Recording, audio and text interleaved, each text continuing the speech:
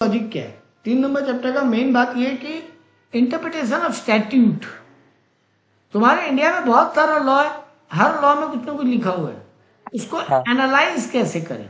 क्योंकि लॉ में कभी कभी होता है कि लॉ में जो डायरेक्टली लिखा है वही मान लो, और कहीं कहीं पर मैं है कि लॉ को डायरेक्टली मत मानो, थोड़ा अपने अंदाजा में एनालाइज करके मांगो एज पर सिचुएशन।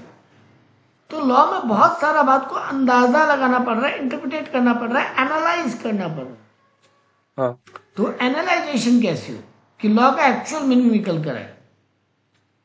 तो यहां पे ये बोला need an object of interpretation, क्यों जरूरत पड़ गया इंटरप्रिटेशन का। तो बोला in the interpretation of statute a जज must not alter the material of which is woven. जो मेन बात है वो जज को कभी बदलना नहीं है, but he can and should iron out the creases. पूरा कपड़ा हटाना नहीं है, बट कपड़े को आयरन करके पॉलिश करना, जो शर्ट के साथ करते हैं अपने आयरन करते हो। हाँ इस बात को लेके तुमको बोला कमेंट करो। यहां पे तो देखो following observation of Denning J Seaford Court Estates Limited, एक केस हुआ, वहां पे बोला need for statutory interpretation is instructive. मतलब इंटरप्रिटेशन को, स्टैट्यूट को इंटरप्रिटेट करना एक इंस्ट्रक्शन है। It is not within the human power to foresee the manifold state of a fact which may arise, and that even if it were, it is not possible to provide for them to terms free from all ambiguity। ये किसी आदमी के लिए possible नहीं है कि कुछ भी जो लॉ लिखा गया वो एकदम हर सिचुएशन में परफेक्टली मैच करे और फ्री फ्रॉम एम्बिग्यूटी हो। मतलब कोई भी, मतलब उसमें कोई भी कंट्रोवर्सी या कोई भी हिडन बात नहीं हो, ऐसा नहीं हो सकता। हर लॉ में कुछ ना कुछ एम्बिग्यूटी होता है, ठीक है। हाँ सर। जैसे यहाँ पे बात बोला था, English language is not an instrument of mathematical precision. Maths में जैसे अगर 2 + 2 4 होता है, मतलब होता ही है, उसमें फिर कोई और डिबेट नहीं है ना। हाँ लेकिन इंग्लिश लैंग्वेज ऐसा नहीं है। इंग्लिश लैंग्वेज में जब हम 2 बोलता है तो TO2 का मतलब अलग हो जाता है, TWO2 का मतलब अलग हो जाता है, हाँ होता है ना हाँ सर। सर। ये तो फिर भी अलग अलग वर्ड स्पेलिंग है, इसलिए अलग हो जाता है। बहुत सारा जगह एक ही वर्ड का स्पेलिंग का ही बहुत मीनिंग, एक सेम स्पेलिंग का भी अलग अलग मीनिंग आता था। जैसे हम बोला आयरन, अब एक आयरन का मतलब होता है वो लोहा वाला आयरन, हाँ और अपने कॉमन लैंग्वेज में आयरन मतलब जो अपने प्रेस करते हैं कपड़ा को, हाँ वो भी आयरन करना ही बोलते हैं, अपने कपड़ा को आयरन कर दो। बट दोनों का मीनिंग तो बहुत अलग है। हाँ तो लिखा our literature would be much the poor it were there is where the draftsman of the act of parliament have often been unfairly criticised. हमारा इंग्लिश कई बार इतना गलत हो जाता है कि जो ड्राफ्टमैन जो लॉ को ड्राफ्ट किया है उसको हम लोग बहुत क्रिटिसाइज करते हैं कि ये गलत लिख दिया, वो गलत लिख दिया। तो इसीलिए जज का रोल आता है, क्योंकि जज जब बनाया गया, जज का यही काम नहीं है कि जो लिखा है उसका पढ़ के बस इंग्लिश टू हिंदी ट्रांसलेट करके उसको एग्जैक्टली एप्लीकेबल कर दे। जज का काम क्या है? जज believing himself to be the fettered by the supposed rule that he must look for the language and nothing else, lament that the draftsman has not provided for this for that or have been guilty of some other ambiguity. जज का काम है कि law में जो चीजें लिखी गई है उसका ट्रू मीनिंग निकाले, जो लैंग्वेज है उसको पकड़ के उसका एग्जैक्ट मीनिंग इंटरप्रिटेट कर पाए, ठीक है ना। जज का काम ही अगर आसान हो जाता, अगर लेमैन सब कुछ, ड्राफ्टमैन सब कुछ क्लियर लैंग्वेज में लिख देता, हर चीज का क्लियर लैंग्वेज नहीं हो सकता, चीजें सिचुएशन टू सिचुएशन बदलती है, ठीक है ना।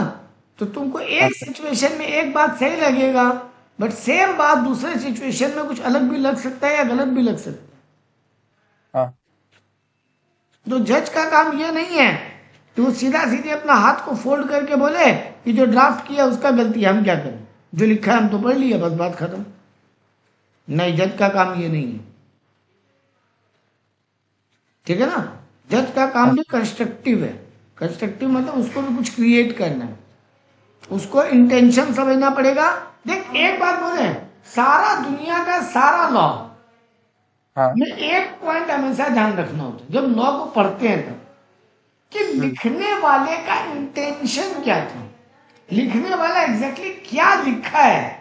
वो तो मानना ही पड़ता है, वो तो सच बात है, लेकिन हाँ लिखने वाले का इंटेंशन क्या है वो भी देखना पड़ता है, क्या सोच के लिखा था।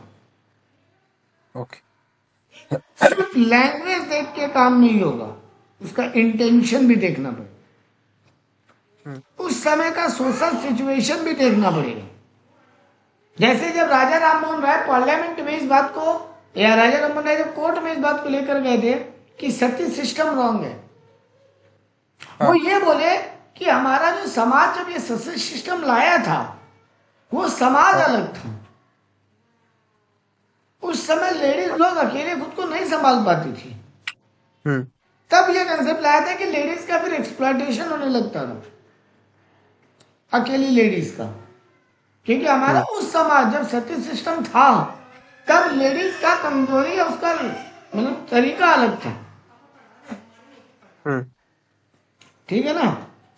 हाँ सर तो यहाँ पर राजा राममोहन राय क्या बोले, लेकिन वो आज के समाज में सेम एप्लीकेबल नहीं है। बात तो करेक्ट है। हाँ वो ये नहीं बोले वो समाज गलत था या वो रूल ही गलत था, वो बोले वो उस सोसाइटी में एप्लीकेबल था, आज नहीं।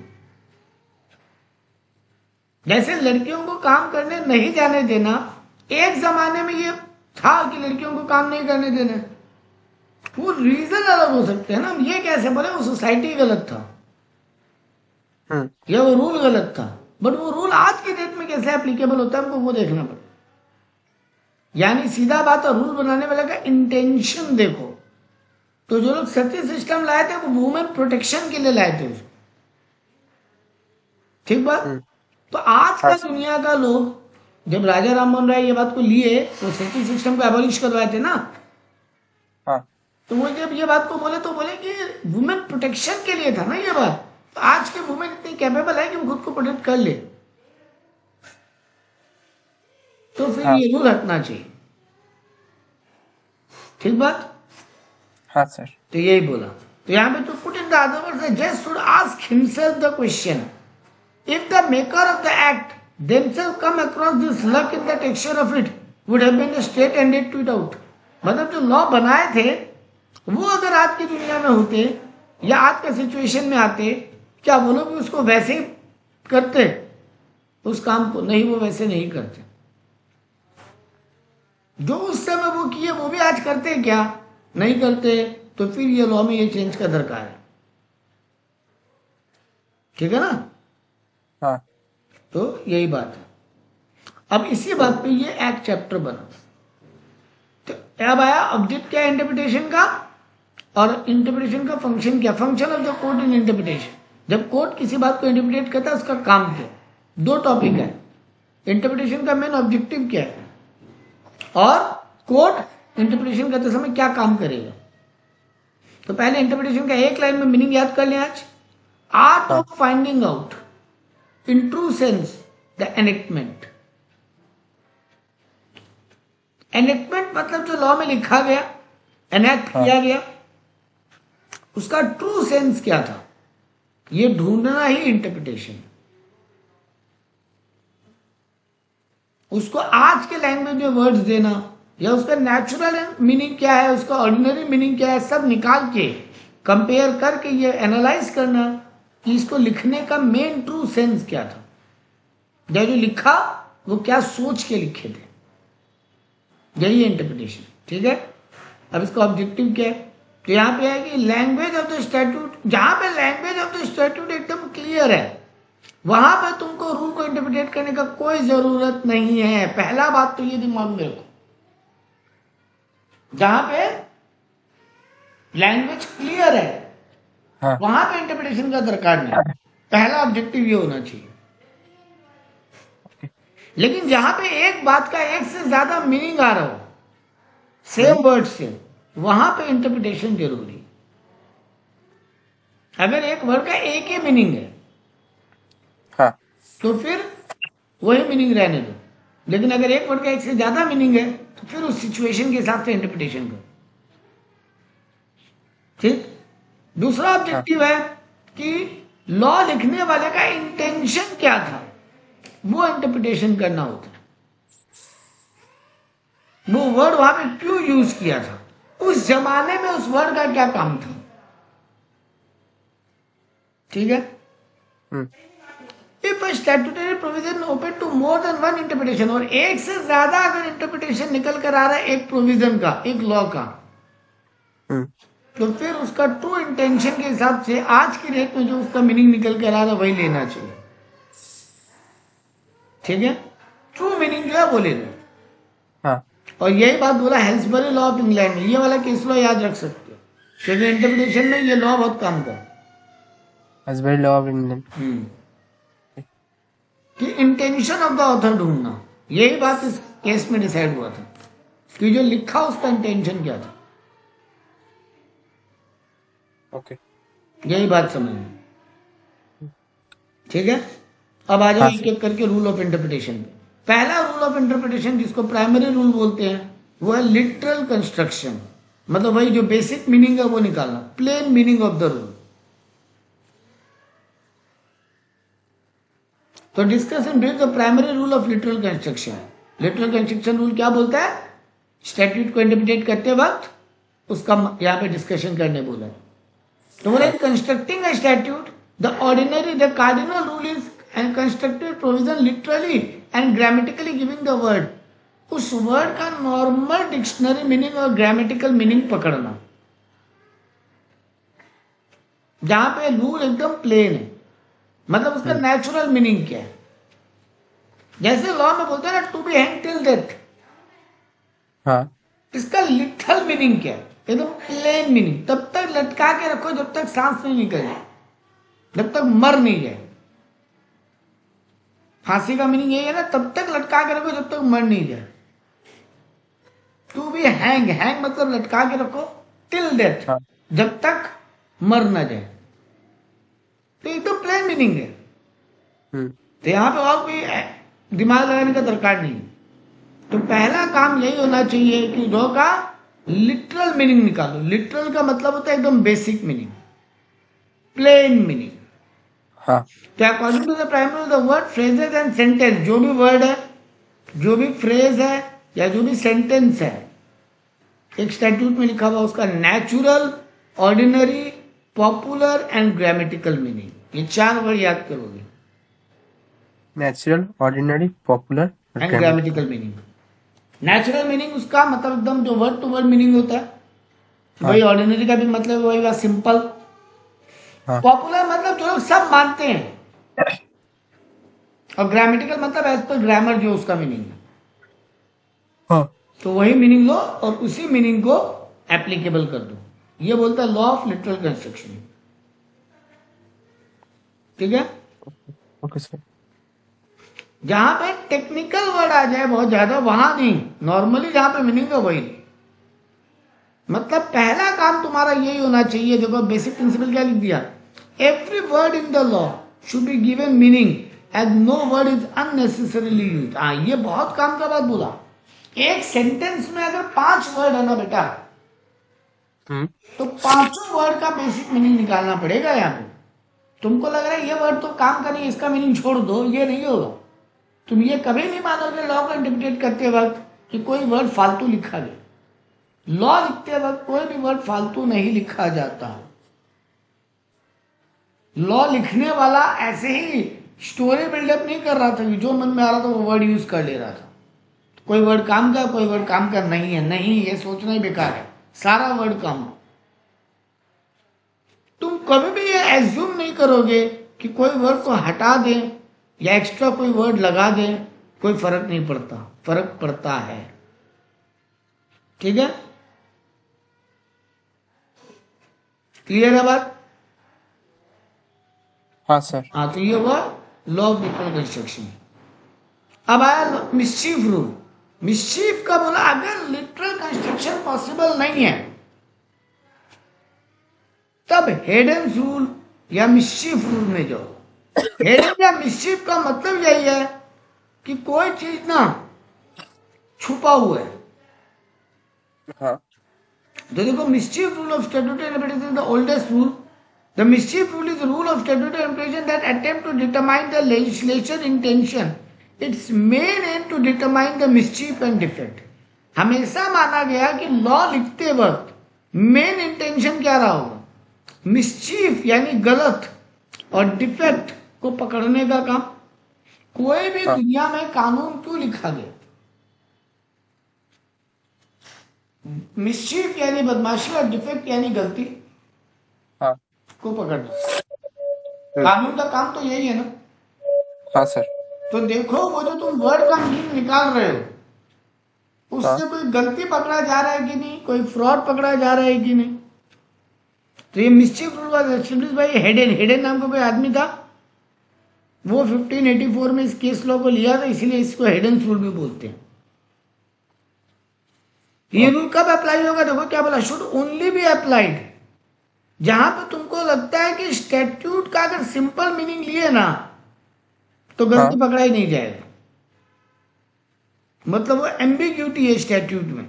स्टैट्यूट में एम्बिग्यूटी है, मतलब स्टेट में कुछ अगर नॉर्मल मीनिंग लिए तो एरर रह ही जाएगा। यहां पे कोर्ट का हमेशा काम क्या है, मिस्चीफ को रोकना और रेमेडी देना, एडवांस रेमेडी। ये वाला वर्ड याद करना। The court force to suppress the mischief and advance the remedy. Court का हमेशा काम है मिस्चीफ को रोकना और जिसके साथ गलत हुआ उसको रेमेडी यानी सॉल्यूशन देना। ठीक है। हाँ सर। तो कोर्ट को अगर लग रहा है कि सीधा रूल का जो मीनिंग है वो पकड़े तो यहाँ पे गलती पकड़ा नहीं जाएगा या किसी को कोई सॉल्यूशन नहीं मिलेगा, वहां पे कोर्ट रियल इंटेंशन पकड़ेगा कि स्टैट्यूट लिखा क्यों गया था, कौन सी गलती को पकड़ने के लिए रूल लिखा गया था। तो अब हम जैसे उस रूल को पढ़ रहे हैं, क्या वो गलती पकड़ा जा रहा है, नहीं, तो फिर रूल को बदलो। ठीक है। हाँ। मतलब original intention of the legislator क्या था, रूल लिखने वाले का ओरिजिनल इंटेंशन क्या था। तो ये कैसे पकड़ेंगे इधर, तो देखो 4 तरीका है, 4 बातों को ध्यान में रखना। पहला, ये लॉ लिखने के पहले इस गलती पे क्या होता था, what was the common law before making of the act. ठीक है। हाँ। कॉमन लॉ क्या गलती के बारे में नहीं बता पा रहे, what was the mischief and defect which the common law did not provide, जिसके कारण ये लॉ लाना पड़ा। जब ये एक्ट लिखा गया उसके पहले भी तो दुनिया था।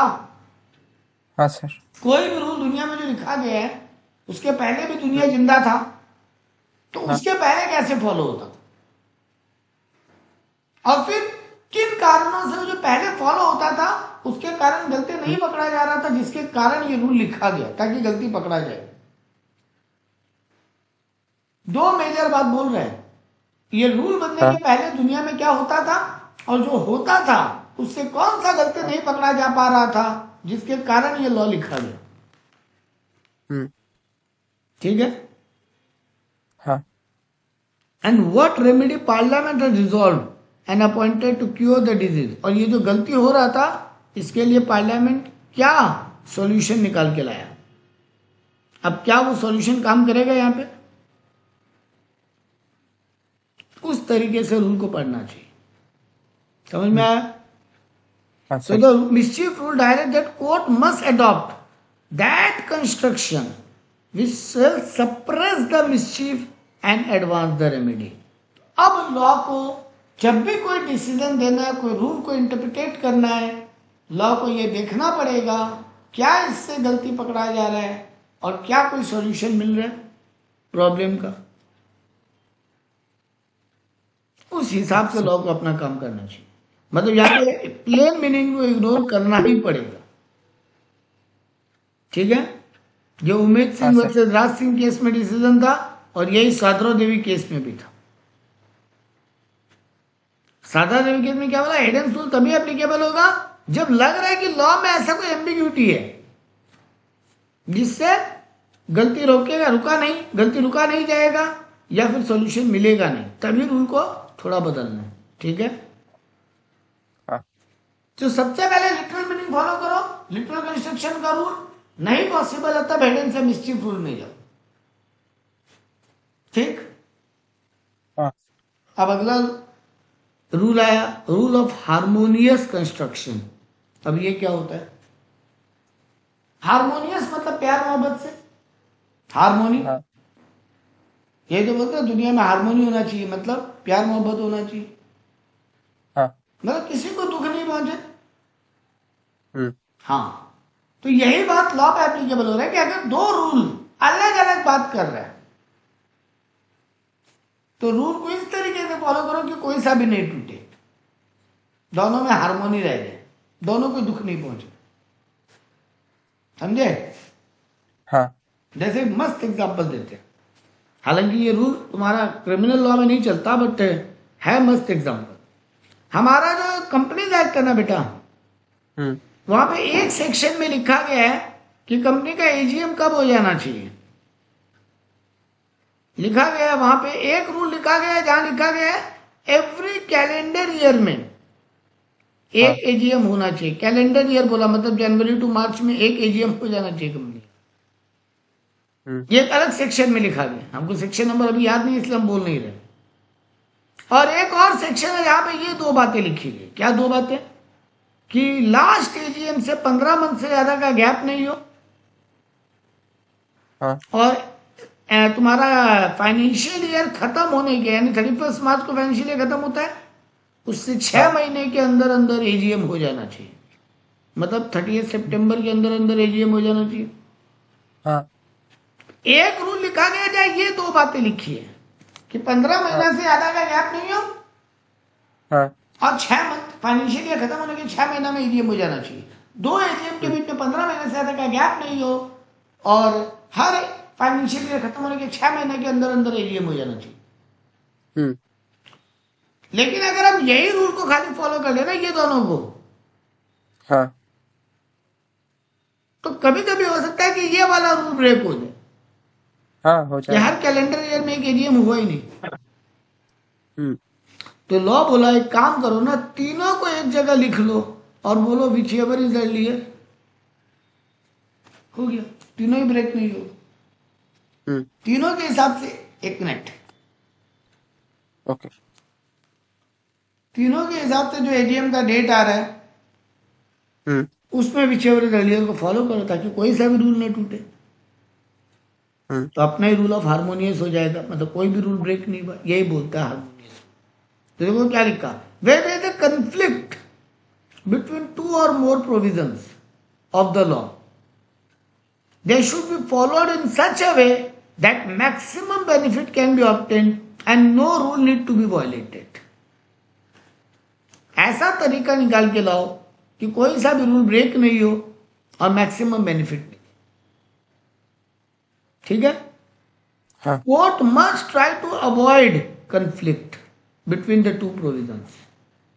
कोर्ट दोनों प्रोविजन के बीच में इस तरीके से आंसर दे कि कोई सा भी रूल ब्रेक नहीं। तो statute must read as a whole and one provision of the act should be constructed with reference to the other provision of the same act. तुम कभी ये नहीं कर सकता कि जब एक सेक्शन को पढ़ रहा है तो दूसरा सेक्शन को इग्नोर करेगा। लॉ को हमेशा पढ़ना चाहिए पूरा एक साथ, मतलब लॉ पूरा एक साथ पढ़ने वाला चीज है, अलग अलग नहीं। एक एक सेक्शन पढ़ के काम नहीं होता, तो तुम खाली दफा 302 पढ़ लिया बाकी सेक्शन नहीं पढ़ा। पढ़ना है तो सबको पढ़ना पड़ेगा। तुमको सारा को देखना पड़ेगा कि हर प्रोविजन क्या बोल रहा है, और फिर इस तरीके से आंसर निकालना पड़ेगा कि कोई सा भी प्रोविजन या रूल ब्रेक नहीं, वायलेट नहीं। कोर्ट को कंफ्लिक्ट को अवॉइड करना है।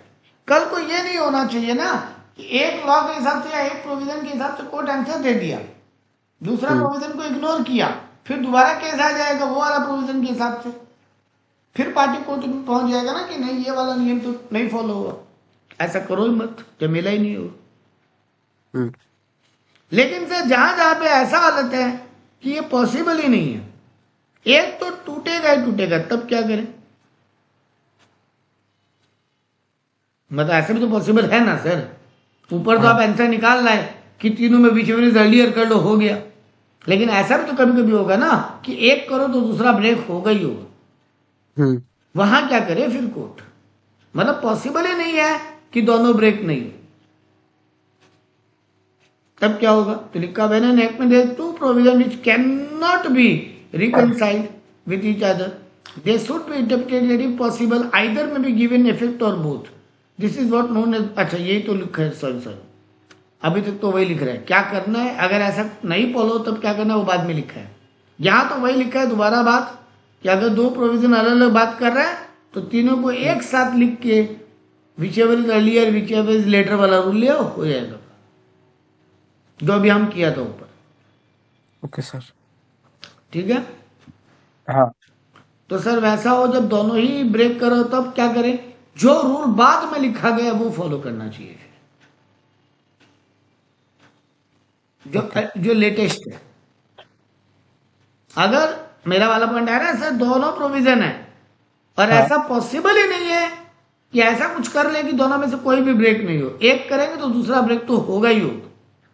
तब फिर विच एवर इज लेटेस्ट वाला रूल फॉलो करना चाहिए, क्योंकि नया रूल जो लिखा गया है वो पुराना लिखने के बाद लिखा गया है, मतलब पुराना वाला देख के लिखा गया होगा। तो नया लिखने वाले का मतलब यही हुआ कि लॉ लिखने वाला चाहता ही था अब नया वाला नियम फॉलो होना चाहिए। ठीक है, हम्म ये आंसर यहां नहीं था, हम तुमको बता दिए कि अगर पॉसिबल नहीं है तब क्या करें। ठीक, जैसे देखो यहाँ पे एक हाँ एग्जांपल दिया, मेरा वाला एग्जांपल तो था ये एजीएम वाला, यहां पर भी एक हाँ सर एग्जांपल दिया। The principle relation the case of Raj Krishna versus Vinod, in this case following two provisions of representation of people act which were in apparent conflict. ये दो प्रोविजन थे, दोनों आपस में हम्म टकरा रहे थे। क्या था?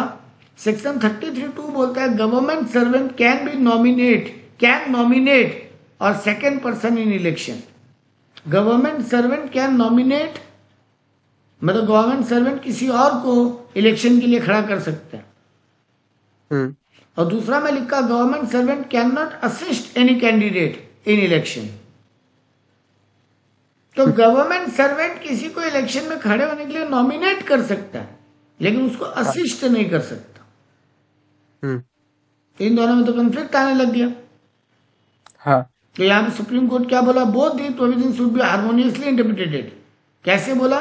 वो एक harmoniously possible only if section 123(8) of the act, यानी सेकंड वाला, हाँ is interpreted as confirming power of a government servant of voting as well as proposing and seconding a candidature। यहाँ पे दोनों को एक साथ ले आया कि दोनों के बीच में एंड लिख दिया। मतलब गवर्नमेंट सर्वेंट नॉमिनेट तो कर सकता है लेकिन हाँ इलेक्शन लड़ने में हेल्प नहीं कर पाएगा, सिर्फ वोट दे पाएगा। मतलब हम बोल सकते हैं देवराज को इलेक्शन के लिए खड़ा करो, हम गवर्नमेंट सर्वेंट है, गवर्नमेंट एम्प्लॉई है, हाँ हम बोला देवराज को इलेक्शन के लिए खड़ा करो, ये हुआ नॉमिनेशन। हम्म बट हम इलेक्शन लड़ने में देवराज को हेल्प नहीं कर पाएगा क्योंकि हम गवर्नमेंट एम्प्लॉई है, हाँ हमको तो न्यूट्रल रहना चाहिए, है ना। हम हाँ पॉलिटिकल पार्टी से सपोर्ट और अगेंस्ट में नहीं जा सकते। हम आईएएस आईपीएस ऑफिसर अगर है, हाँ सर होता तो सारा ही है करप्शन में, वो अलग हम्म बात हुआ। लेकिन लॉ क्या बोलता है कि अगर तुम गवर्नमेंट जॉब कर रहे हो ना तो हाँ तुम किसी पार्टी के सपोर्टर नहीं बन के खड़े हो सकते, हम्म क्योंकि पॉलिटिकल पार्टी आता जाता रहेगा, तुम ऑलवेज रहोगी। हम्म आज बीजेपी है, कल कोई कांग्रेस होगा, कोई और होगा, तो तुम हाँ पार्टी सपोर्टर नहीं बन सकते ना, तुम तो गवर्नमेंट जॉब करते हो।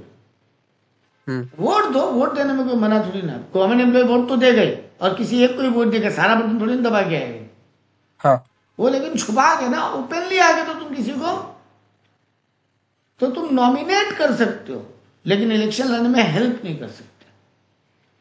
ठीक है, हाँ तो ये वाला रूल को एक साथ लिख के एंड लिख दिया, बस हो गया।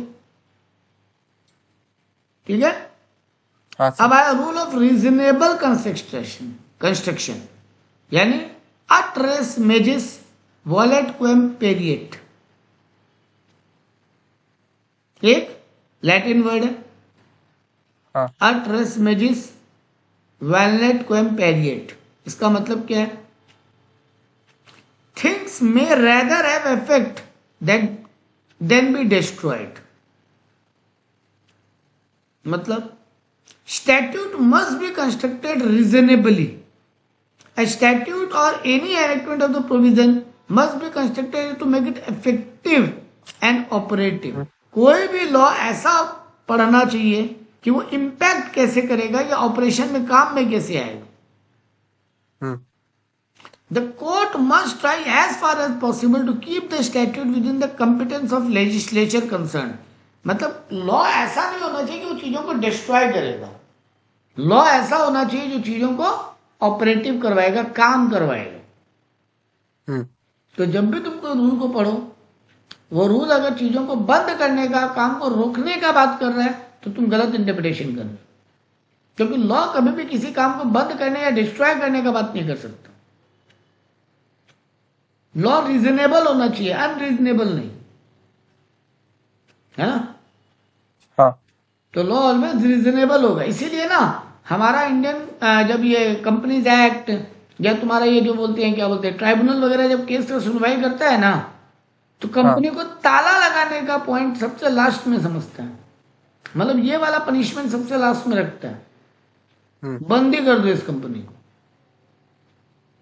पेनल्टी लगा देगा बेटा, फाइन लगा देगा, जेल में डाल देगा किसी को, वो अलग बात हुआ.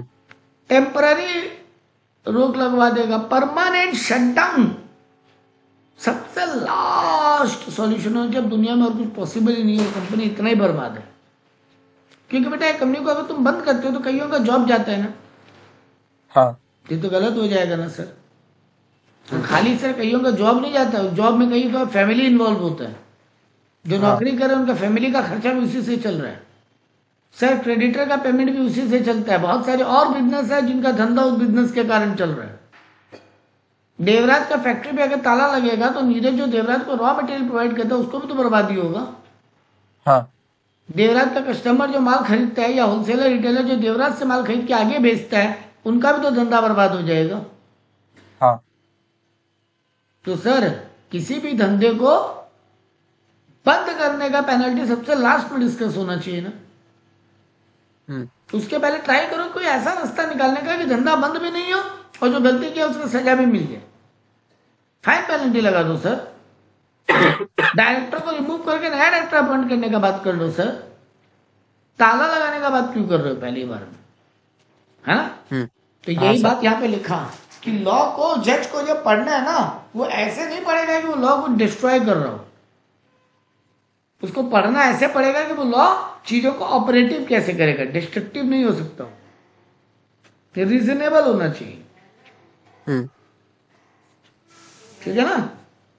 हाँ सर. देखो यहाँ पे क्या लिखा. As per this rule the court will reject the construction which will defeat the plain intention of the legislation. Legislature का प्लेन इंटेंशन चीजों को चलाए रखने में है.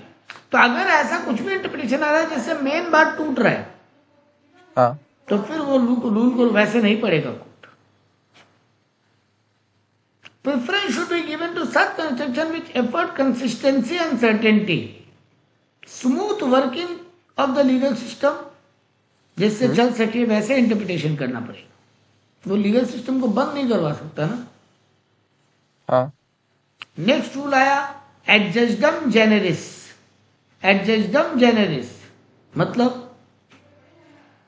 एक सेंटेंस में एक टाइप का बहुत सारा अगर सेम कैरेक्टर का मिलता जुलता कुछ है तो फिर पूरे सेंटेंस को उसी सेंस में पढ़ना चाहिए. हम एग्जांपल देगा पर पहले ये समझो, एक सेंटेंस में अगर बहुत सारे वर्ड मिलते जुलते हैं तो जो मैक्सिमम चीजें मिलती जुलती है उसी तरीके से बाकी वर्ड्स को भी आपको पढ़ना चाहिए. समझे. हाँ. यहाँ दो एग्जांपल देगा, एक जो तुम्हारे यहाँ नोट्स में है और एक हम अपना देगा. Okay sir. तो देखो पहले यहाँ पे रूल पढ़ लेते हैं. बोल रहा है एडजेक्टिव जेनरिस का मतलब होता है same kind of species. Primary rule है ये सारे अभी तक प्राइमरी रूल चल रहे हैं बेटा. It is of a great help of the court to find out the true intention of the legislature. The rule can be explained as the rule क्या बता रहा है. When a general word follow a specific word, कुछ general words हैं जो उस specific word को follow कर रहे हैं, तो वो स्पेसिफिक वर्ड का जो मतलब है वही जनरल वर्ड पे अप्लाई होना चाहिए. आई रिपीट, कुछ जनरल वर्ड्स हैं जो कुछ स्पेसिफिक वर्ड्स को फॉलो कर रहे हैं, तो वो जनरल वर्ड्स का मतलब भी वो स्पेसिफिक वर्ड से ही लेना चाहिए। जैसे देखो यहाँ पे एग्जाम्पल दिया बहुत मस्त, ऑक्स, बुल, गोट, काउ, बफेलो, हॉर्स, एक्सेट्रा। अब ये एक्सेट्रा में हम लॉयन एंड टाइगर भी लिख सकते हैं क्या?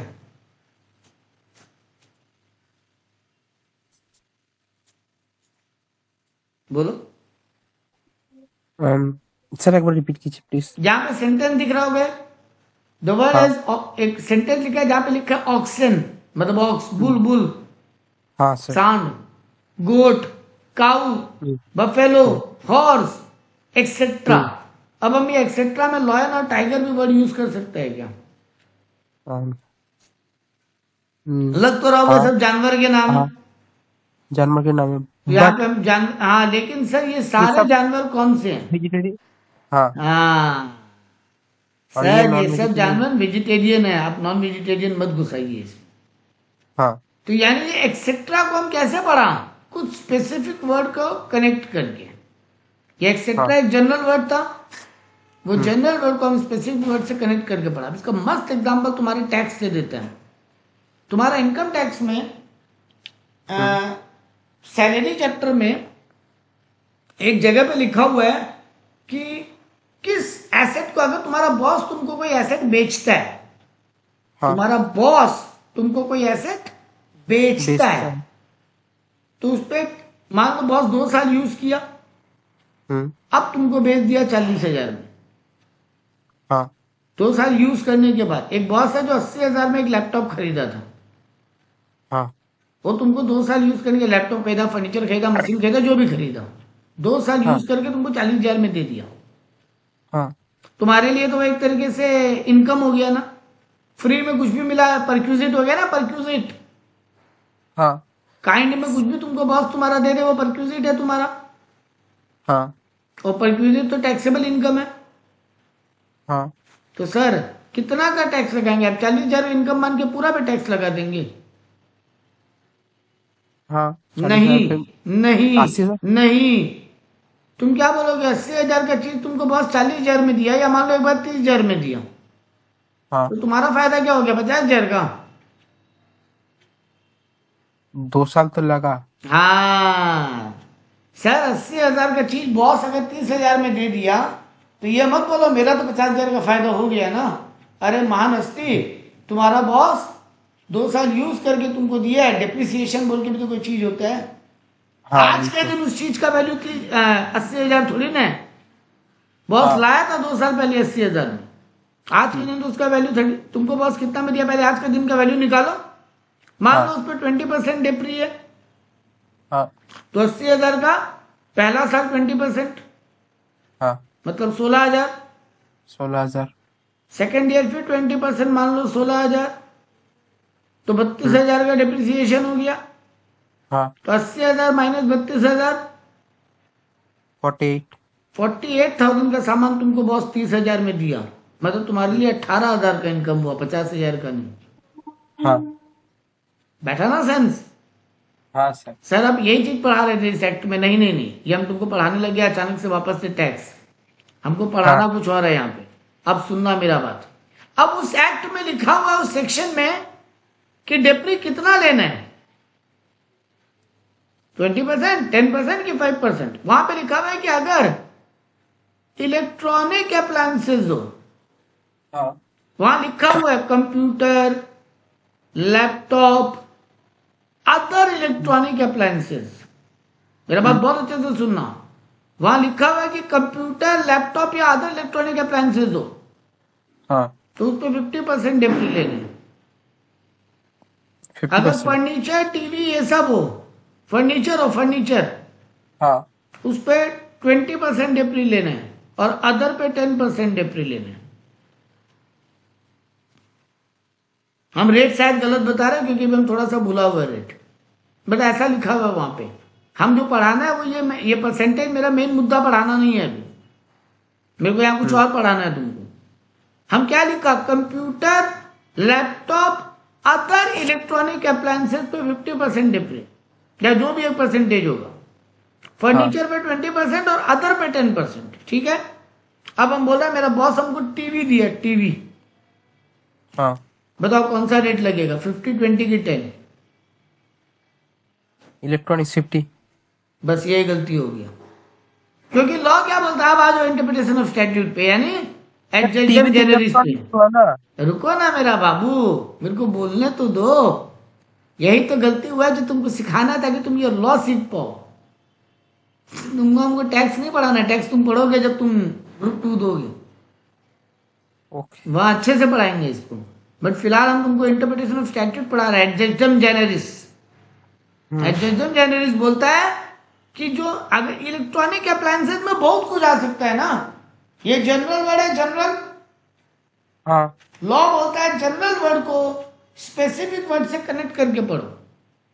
तो यहां पे वो इलेक्ट्रॉनिक अप्लायंसेस के बारे में बात करो जो कंप्यूटर या लैपटॉप से कनेक्टेड हो।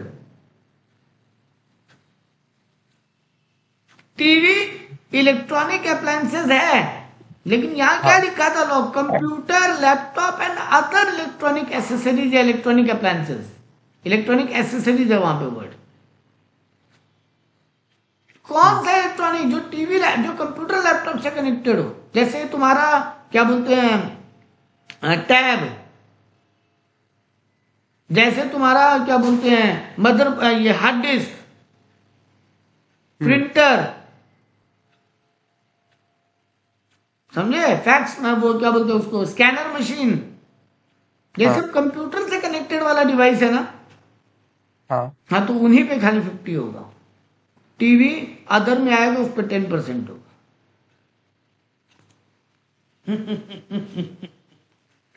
समझ में आया देवराज?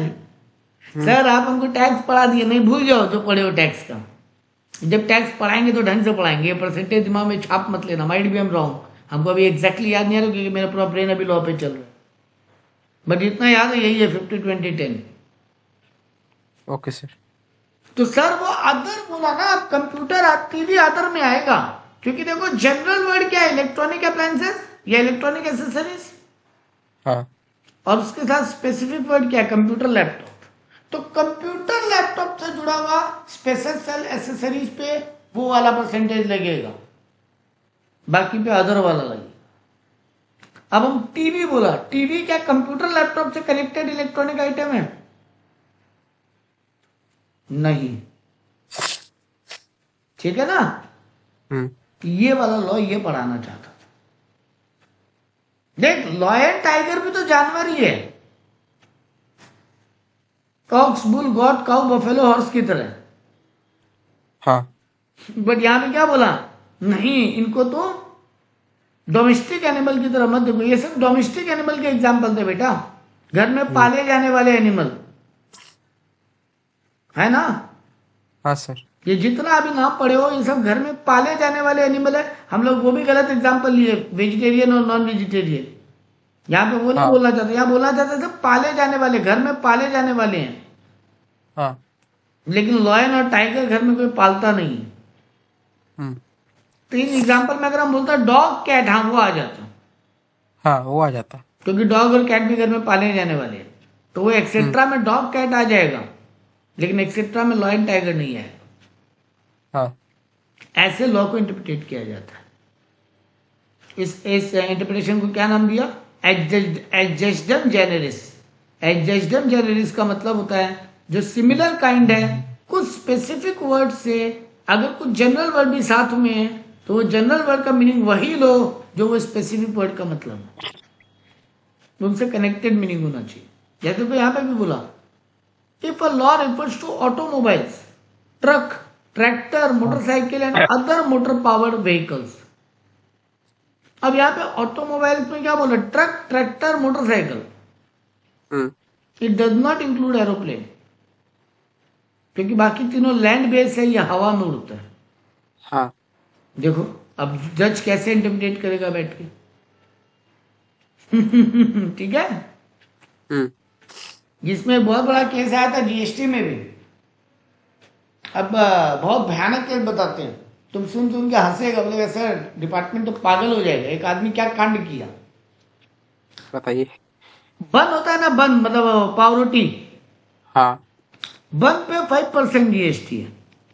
हाँ और जो बन पे वो क्या है, वो लगता है ना क्रीम, वो व्हाइट वाला क्रीम को क्या बोलते हैं, मेयोनीज नहीं, कुछ और भी एक नाम है, नाम भूल रहे, मक्खन एक टाइप का कुछ आइटम है, एकदम नाम भूल रहे अभी उसका, ठीक है। बन पे लगा बन के में खाया जाता है, बन पे लगा के खाया जाता है। बटर। बटर नहीं, बटर नहीं, कुछ और है। उस पे भी 5% जीएसटी है, ठीक है। अलग अलग दोनों को लोगे ना तो 5% जीएसटी है, ठीक हाँ है। हाँ और रेस्टोरेंट में जो बन मस्का एक साथ लगा के मिलता है, हाँ मस्का ही हाँ है वो, व्हाइट रंग, व्हाइट वाला जो क्रीम आता है, मतलब घर में बस कटा हुआ जो बटर है एक तरीके से, हाँ उसको हाँ बन मस्का बोलते हैं। हम्म, वो दूध जैसा व्हाइट व्हाइट पूरा बटर। हाँ तो बस बन मस्का एक साथ जब बेच रहे हैं ना होटल वाला, उस पे 12% जीएसटी है हाँ प्रॉब्लम। एक आदमी क्या किया पता है, बेंगलोर में कुछ दिन, 3-4 महीना पुराना ही केस है। होटल में गया, बोला हाँ हमको बन अलग दो, मस्का अलग दो, हम लगा के खा ले लो। बन अलग खरीदा 5% जीएसटी देके, मस्का अलग हाँ खरीदा 5% जीएसटी देके। बोला हाँ हम होटल में बैठा टेबल के ऊपर और हम्म खुद लगा के खाने लग गए। बोला हम 12% जीएसटी क्यों दें। हम्म, तो लॉ का इंटरप्रिटेशन कैसे करेगा। कोर्ट बोला कि पार्लियामेंट को कोर्ट बोला इस मैटर का सॉल्यूशन लो, पता नहीं लास्ट उसके बाद सॉल्यूशन आया कि नहीं आया। क्योंकि रेस्टोरेंट में जो भी फूड बिकता है ना ऐसे, उस पर हाँ 12% जीएसटी है, 12 है 18 है। और ये दोनों हाँ आइटम पे अलग अलग जीएसटी अलग है। तो वो कस्टमर जाके ये काम किया, एक्चुअली में हुआ ये घटना। तो टैक्स बन, लेगा। हाँ तो बन मस्का जो रेस्टोरेंट में बिकता है वो अलग कैटेगरी ऑफ फूड में आ गया, उसका स्पेसिफिक कैटेगरी अलग है। हाँ तो अब इसके लिए लॉ जजमेंट करेगा, अब क्या किया हमको भी ध्यान नहीं, हम पढ़ेगा दोबारा तो मिलेगा आंसर, तो बताएगा। अब आ गया अगला आ गया एक्सप्लोसिव यूनिस एस्ट एक्सक्लूजन ऑल्टेरियस। मतलब express mention of one thing is the exclusion of other. अगर हम कोई एक पर्टिकुलर चीज बोल दिया हम्म तो उसमें बाकी चीजों को अपने आप हटा दो, एक्सक्लूड कर दो। अगर हम एक चीज को लॉ स्पेसिफिकली बोल दिया कि हम सिर्फ इसी चीज का बात कर रहे हैं, हाँ तो फिर बाकी चीजों को रिमूव कर दो अपने आप ही, पूछने का जरूरत भी नहीं, ऐसा होता तो वैसा होता तो रूल एक्सप्लोसिव यूनिस एस्ट एक्सक्लूजन ऑल्टेरियस का मतलब है express mention of one thing is the exclusion of other. अगर एक चीज को एक्सप्रेसली मेंशन कर दिया गया है मतलब ऑटोमेटिकली बाकी चीजें अपने आप उसमें से एक्सक्लूड हो गई है। तो when things are specifically included in a list others have been excluded, अपने आप ही, पूछने का जरूरत नहीं है। जैसे यहां पे एग्जांपल दिया, इसीलिए लॉ बहुत जगह क्या लिखता है, इंक्लूड्स, ऐसे बोलता है ना डेफिनेशन में। हाँ तो there is a statute granting certain right to, कुछ राइट है जो police, fire and sanitation employ को है, हाँ would be interpreted to exclude other public employees. अब इसका मतलब ये नहीं है कि यहां पे सारे गवर्नमेंट डिपार्टमेंट को वो राइट्स मिल गया फिर, वरना लॉ अदर भी लिख देता, other government department. But law क्या लिखा, ये राइट सिर्फ पुलिस, फायर और सैनिटेशन डिपार्टमेंट को है। कहीं पर भी बिना परमिशन के घुसने का राइट पुलिस, हाँ फायर और सैनिटेशन को है, ठीक। हाँ यानी बाकी डिपार्टमेंट को नहीं है। तो अब इनकम टैक्स डिपार्टमेंट बिना परमिशन के आ सकता है क्या वहां पे, नहीं। तो यही बात लॉ बोलना चाहती। तो मतलब एक चीज को एक्सप्रेस कर देने का मतलब है बाकी चीजें अपने आप नेगेटिव हो गई, वहां से डिलीट हो गई, हो गई। ठीक है। अगला आया कॉन्टेम पोर्निया, कॉन्टेम पोर्निया एक्सप्लिसिटो एस्ट ऑप्टिमा इट फोर्स्टिमा इन लेगी। बाप रे बाप। ऐसा ऐसा वर्ड आदमी पगला जाए। वही तो। ये तो याद करके जाना भी नहीं है, कोई चिंता नहीं है, तुमको नाम दे के मीनिंग पूछेगा, तो तुम कोई एक वर्ड पकड़ के मीनिंग याद कर लो, तुम्हारा काम हो जाएगा। जैसे देखो यहाँ पे क्या बोला है, एक्सप्रेसियो यूनिस एक्सक्लूड, मतलब क्या बोला, एक चीज को अगर एक्सप्रेस कर दें बाकी चीजें एक्सक्लूड हो जाती है, यही तो बोला था लॉ में। हाँ तो ऐसे याद रख लोगे तो बहुत, तुमको पूरा लाइन याद रहना बहुत जरूरी नहीं है। ओके वैसे यहाँ पे जैसे कॉन्टेम्पोर्निया एक्सप्रेसिटो, कॉन्टेम्पोर्निया का मतलब ही होता है best and strongest in the law. नहीं नहीं नहीं, ये तो बोला ये लॉ, ये मैक्सिम है, ये इसका मीनिंग यहाँ पे है। Lord Coke was applied by the country, कहां पे गया इसका मीनिंग? हाँ, old statutes should be interpreted as they would have been at the date when they were passed. पुराने लॉ को जब भी पढ़ो हाँ ऐसे पढ़ो कि अगर वो आज होते तो क्या होता।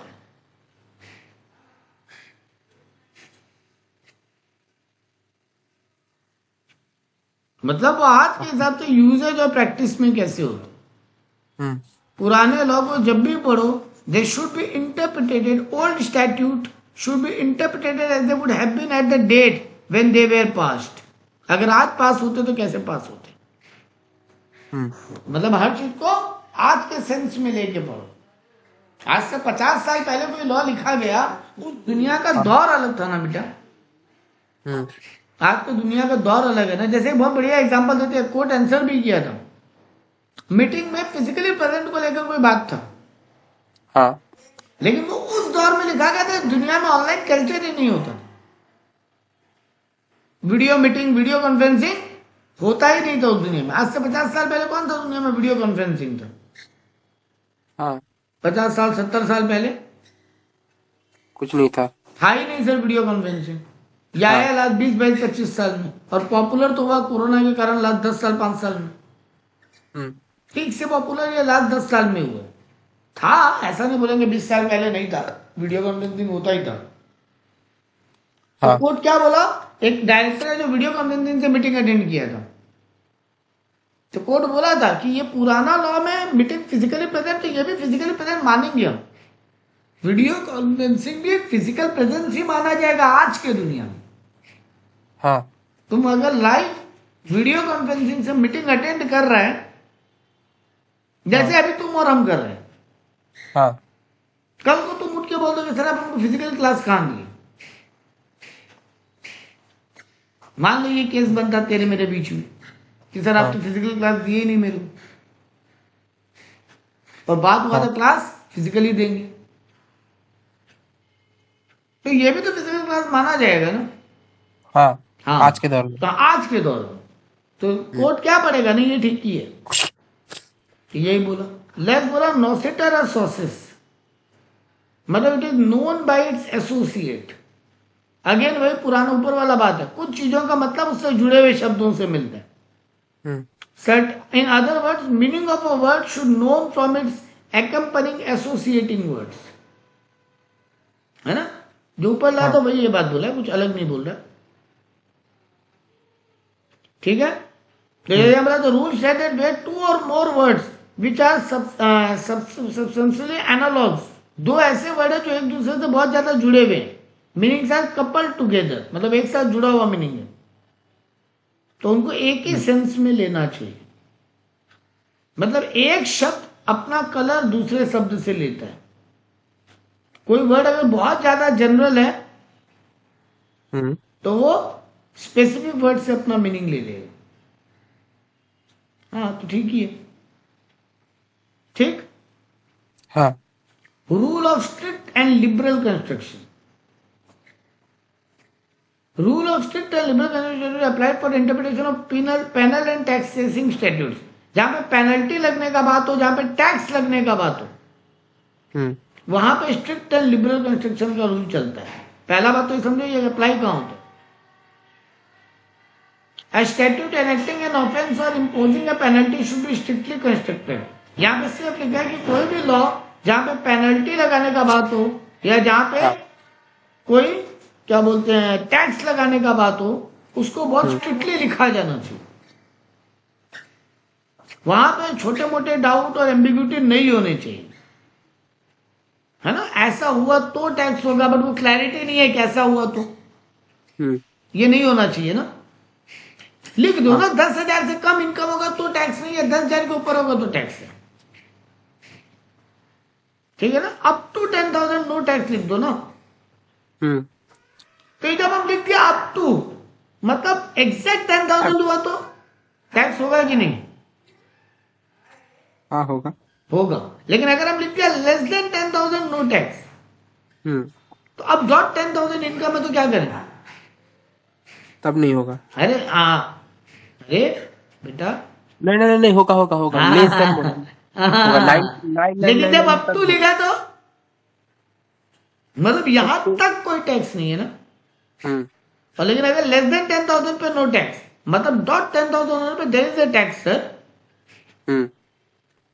और ऊपर वाले केस में 10,001 होने पे टैक्स होगा। 10,000 ₹1 कमाएंगे तो टैक्स होगा।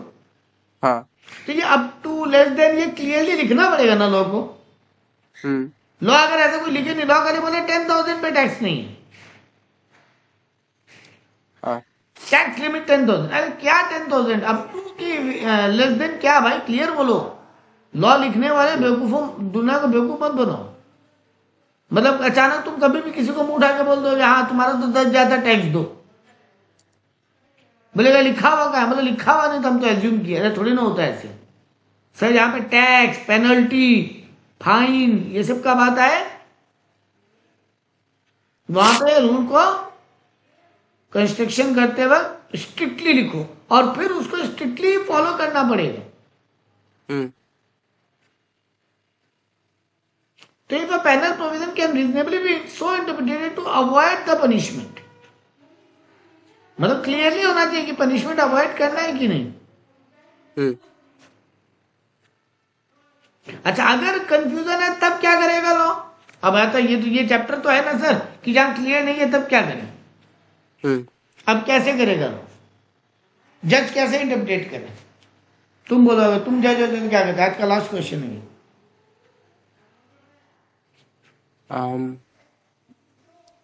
मैं जज होता तो लगाते कि नहीं लगाते पेनल्टी? हाँ लगाते। नहीं लगाते। लगाते। दुनिया में तुम जज का काम सिर्फ सजा देना नहीं है। अगर जहां पे क्लैरिटी नहीं है वहां बेनिफिट ऑफ डाउट देना चाहिए। क्रिकेट देखते हो? क्रिकेट हाँ। बैट्समैन फेवर रूल क्यों बनते हैं कि जहां पे क्लियर कट नहीं है आउट है कि नहीं, थर्ड एम्पायर क्या डिसीजन देता है? Not out. हाँ देना चाहिए ना नॉट आउट, जहां पे क्लैरिटी नहीं आ रहा आउट का। निक लगा या नहीं लगा, बॉल ग्राउंड को टच किया या नहीं किया, क्लियर कट नहीं मिल रहा है एकदम। हाँ। फुल प्रूफ एविडेंस मिल जाए तब तो बातें खत्म था देवरा, तब तो लड़ाई क्यों हो रहा है? डिबेट किस बात का है? जहां पे फुल प्रूफ एविडेंस नहीं है, बात का क्लैरिटी नहीं है, एम्बिग्यूटी है, सर वहां पे जज क्या करेगा? पर्सन के फेवर में डिसीजन दे। तो देखो यहाँ पे सेकंड लाइन में क्या लिखा है, पहला लाइन में while constructing a provision in penalty statute, if there appear to be a reasonable doubt or ambiguity, it shall be resolved in favor of a person who would be liable to be penalty। मतलब यहाँ पे reasonably में doubt आ रहा हो या फिर ambiguity आ रहा हो, मतलब एकदम क्लियर कट बात नहीं मिल रहा है, वहां पर पर्सन के फेवर में डिसीजन देना पड़ेगा। मतलब इनकम टैक्स डिपार्टमेंट अगर ये प्रूफ नहीं कर पा रहा एग्जैक्टली कि नीरज टैक्स चोरी किया, लेकिन ये भी प्रूफ मतलब डिपार्टमेंट बोल रहा है कि हमको पूरा डाउट है बट प्रूफ नहीं मिल रहा, तो उस केस में क्या करेगा जज? जज को भी लग रहा है कि हाँ बेटा गड़बड़ तो किए हो, लेकिन जज को लगने से नहीं होता ना। क्या बोलते हो? जज को लगने से सजा दे देगा जज? नहीं। अगर बेनिफिट, अगर यहाँ पे डाउट है तो बेनिफिट और डाउट तो देना पड़ेगा। बस इतना ही बात बोलना चाहते, ठीक है सर। अरे बेटा जब तक जुर्म साबित नहीं हो तुमको मुजरिम कैसे मान लें? हाँ। तो अगर हमको डाउट है तो तुमको अगर सजा दे दे तो अपना लॉ क्या बोलता है, भले ही 100 मुजरिम छूट जाए, एक बेगुनाह को सजा नहीं होना चाहिए। हाँ। हमारा लॉ लिखने का 3-4 मेन पिलर है ना, उनमें से एक ये भी है ना कि बेगुनाह को सजा नहीं होना चाहिए भले ही 100 मुजरिम छूट जाए। तो यहाँ पर अगर डाउट है तो तुमको सजा दे दें और कल को निकल चले आए कि कि तुम तुमने तो गलती किए ही नहीं थे, हाँ तो सजा देने के बाद क्या कर लेंगे हम? सजा तो दे दी, 7 साल का जेल दे दिए, जेल से आने के बाद पता चला तुम तो क्राइम ही नहीं किए थे। हाँ तो अगर पहले बार में डाउट आ रहा है तो जेल मत दो, एक बार रुक जाओ। ठीक है, सेम हाँ बात टैक्स रूल में चलता है। ठीक है, हमारे इंडिया हाँ में सर टैक्स सिस्टम में ये चलता है कि डिपार्टमेंट तब तक तुम्हें फाइन पेनल्टी लगा सकता है जब तक वो श्योरिटी नहीं आ जाए कि तुम गड़बड़ किए। हम्म, ठीक है, तो ये हमारा प्राइमरी खत्म। अब आएगा अगले क्लास में सेकेंडरी, हाँ क्योंकि इंटरनल एक्सटर्नल हेल्थ में सेकेंडरी बोलते हैं। तो प्राइमरी हम्म, स्टैट्यूट्स इतने ही है।